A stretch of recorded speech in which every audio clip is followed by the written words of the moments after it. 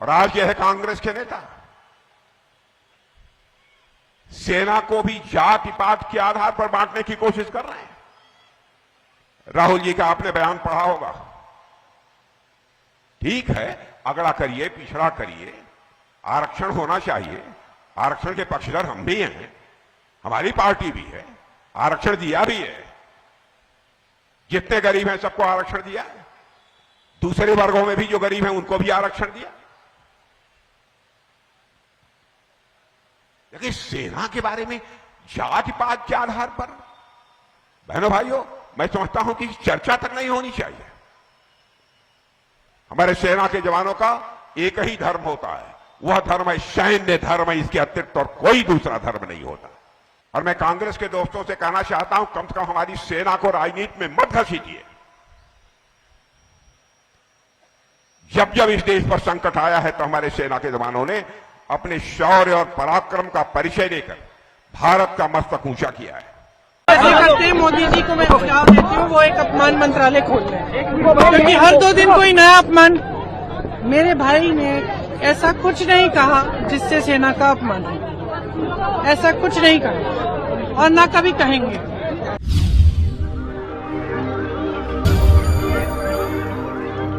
Hello नमस्कार, सत श्री अकाल, अस्सलाम वालेकुम। कैसे हैं जनाब? तो एशिया कप में जो जेस्चर किया था हैरिस रऊफ ने, प्लेन जेस्चर, उसको लेके और 7 का फिगर दिखाया था, उसको लेके आईसीसी ने उसको 2 मैचेस के लिए सस्पेंड कर दिया है। ये है एक बंदा जो पाकिस्तानी है, इसको हम गाली दे सकते हैं, ब्लेम कर सकते हैं, सस्पेंड कर सकते हैं, लेकिन टेक्निकली स्पीकिंग शिकायत नहीं कर सकते, क्योंकि हमें पता है ये दुश्मन मुल्क का एक आदमी है और ये है एक हमारा बंदा, the leader of opposition Rahul Gandhi. ये इस बंदे में अकल नहीं है, या ये बहुत खतरनाक है, या ये कोई नूरा कुश्ती है। मैं इस पे किसी कंक्लूजन पर नहीं पहुंचूंगा, क्योंकि इस बंदे पर टॉपिक कवर करते करते अब थोड़ी नकारात्मकता एहसास होने लगी है, मुझे भी होने लगी है और शायद आप लोगों में से बहुत से वतन परस्तों को होने लगी होगी। अभी कुछ दिन पहले सुप्रीम कोर्ट ने इसको जबरदस्त फटकार लगाई थी। सुप्रीम कोर्ट ने इससे कहा था कि जो तुम्हारी बातें हैं वो एक भारतीय की हो नहीं सकती। सुप्रीम कोर्ट ने इससे कहा था कि तुम लीडर ऑफ ऑपोजिशन हो तो पार्लियामेंट में जाके सरकार से सवाल पूछा करो, क्या क्या तुम सोशल मीडिया पर लिखते रहते हो। किस्सा यह हुआ था कि इसने सोशल मीडिया पे लिखा था या बोला था, जब इसकी भारत जोड़ो यात्रा चल रही थी, कि बॉर्डर पर चाइना के सैनिक भारतीय सैनिकों को दौड़ा दौड़ा के मार रहे हैं और चाइना 2000 स्क्वायर किलोमीटर पर कब्जा कर चुका है पिछले 5-7 साल में। सुप्रीम कोर्ट ने इससे पूछा था कि भाई तुझे कैसे पता, कोई डॉक्यूमेंट है? कुछ है नहीं साहब, हमारे पास कुछ नहीं है। फटकार तो लगी, सब कुछ हुआ, लेकिन उस मुकदमे को स्टे कर दिया ऑनरेबल सुप्रीम कोर्ट ने। यह मुकदमा लखनऊ से शुरू हुआ था साथियों, मिस्टर श्रीवास्तव से, जो बॉर्डर रोड्स में थे और मेरे घर से थोड़ा 200 मीटर पीछे रहते हैं। वो मेरे पास आए थे इस मुकदमे को लेके कि इस मुकदमे को रिजवान भाई आप हैंडल करिए, आप हमारी मदद करिए। आपको पता है, मेरी देशभक्ति की एक मिसाल दूं, मैंने उन्हें मना कर दिया था। वो सुन रहे होंगे ये वाला वीडियो।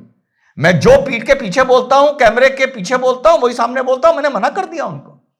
मैंने कहा श्रीवास्तव जी, मौके खुश हो लो कि आपका नाम पेपर में आ जाएगा, राहुल गांधी का कुछ आएगा, होने वाला यहां कुछ नहीं है। तो मैंने मना किया था उनको। यह भी मेरी एक देशभक्ति का तरीका है, यह एक विरोध था। मैंने कहा ना। उसी मुकदमे में अभी सुप्रीम कोर्ट ने इसको फटकार लगाई थी और अब बिहार में अपना वही पुराना राग, वही आलाप, वही डुगडुगी बजाते हुए ओबीसी, अति पिछड़ा, पिछड़ा आदि, ये और हिम्मत पाकर एक कदम और आगे बढ़ गया, एक कदम और आगे बढ़ गया। लेकिन वो एक कदम 10 कदम के बराबर है। सुनिए क्या कहा, आप लोगों ने सुना होगा जो अवेयर हैं, सुनिए। सबसे बड़ी कंपनी की आप लिस्ट निकालिए और इसमें पिछड़ा, अति पिछड़ा, दलित, महादलित, अल्पसंख्यक, आदिवासी को ढूंढ के निकाल दीजिए, आपको कोई नहीं मिलेगा, आपको एक नहीं मिलेगा। सारे के सारे 10% आबादी में से आते हैं। सारा बैंक का धन उनको जाता है, सारी नौकरियां उनको जाती हैं, ब्यूरोक्रेसी में उनको जगह मिलती है। आप जुडिशरी देखिए, वहां भी उनको सब मिलता है। सेना में उनका कंट्रोल है। जी हां साथियों, ये जो आखिरी बात बोली इसने एक कदम 10 कदम की बराबर लिया है कि सेना में भी उन्हीं 10% का कंट्रोल है। जब से मैं बड़ा हुआ हूं अकल संभाली है। इस देश में एक डिबेट, एक आर्गुमेंट सुनता आया हूं कि अगाड़ी जाति को नौकरियों के मामले में इंसाफ नहीं मिल रहा है, इसलिए अगाड़ी जाति बिजनेस की तरफ शिफ्ट हुई है। यह मैं सुनता हुआ बड़ा हुआ हूं इस देश में, और आंकड़े भी इसी बात की गवाही देते हैं। एक तो वो दौर था, अब तो बीतने वक्त के साथ कुछ बदलाव आ गए हैं कि सीटें रिजर्व होती थी 100 और एप्लीकेशन आती थी 80। यह मैं आपको बता रहा हूं 30 साल पहले की बात। 5-5, 7-7% पर कुछ लोग डॉक्टर बने हैं, और जो उस टाइम डॉक्टर बन गए वो रिपीटेड लाभ लिए जा रहे हैं इस प्रिविलेज का। और वाकई ये रिजर्वेशन का प्रिविलेज एक वर्ग तक, उसी वर्ग में एक नीचे वर्ग तक नहीं पहुंच पाया है। पर इसके लिए भी अगाड़ी जाति को, अगाड़ियों को ये बंदा इतने दिन से पानी पी पी के कोस रहा है। यार ये फ्रस्ट्रेशन में कोस रहा है, या ये वाकई बहुत खतरनाक है। इसमें और इसमें सिर्फ पासपोर्ट होल्डर का और सिटीजनशिप का फर्क है, बाकी दोनों एक ही चीज भारत के लिए चाहते हैं। या मुझे समझ में नहीं आता कि फटकार लगाने के बाद एंड में हर चीज टे क्यों हो जाती है।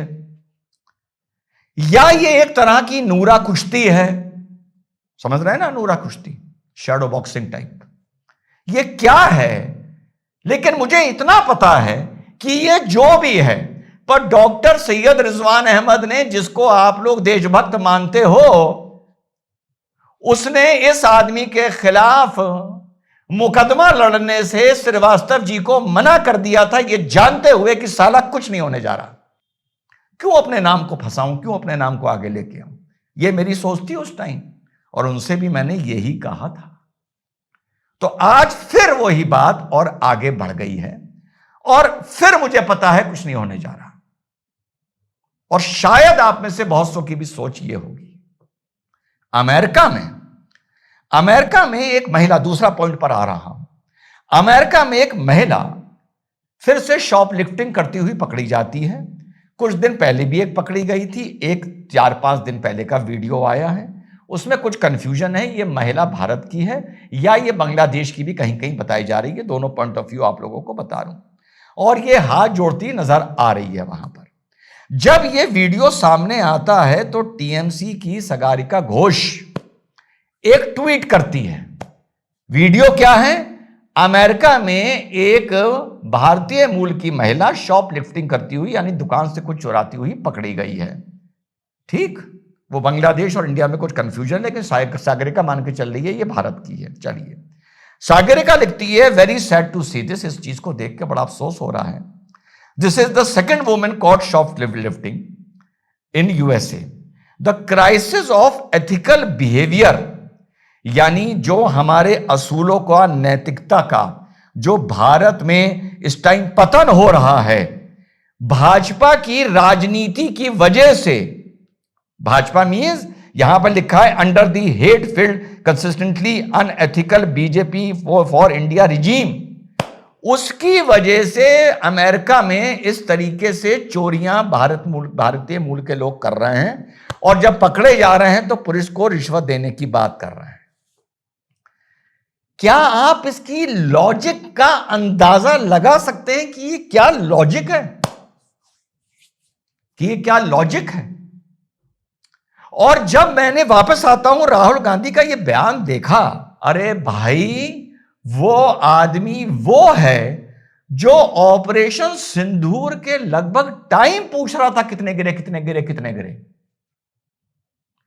जो भारत की डेड इकोनॉमी, भारत को डेड इकोनॉमी कहे जाने पर पार्लियामेंट हाउस के बाहर खड़े होकर बोल रहा था कि डोनाल्ड ट्रंप सही बोल रहा है, भारत की डेड इकोनॉमी है। बट यस, ये जो भी इसने बोला, एक कदम ये और आगे उस पर बढ़ गया है।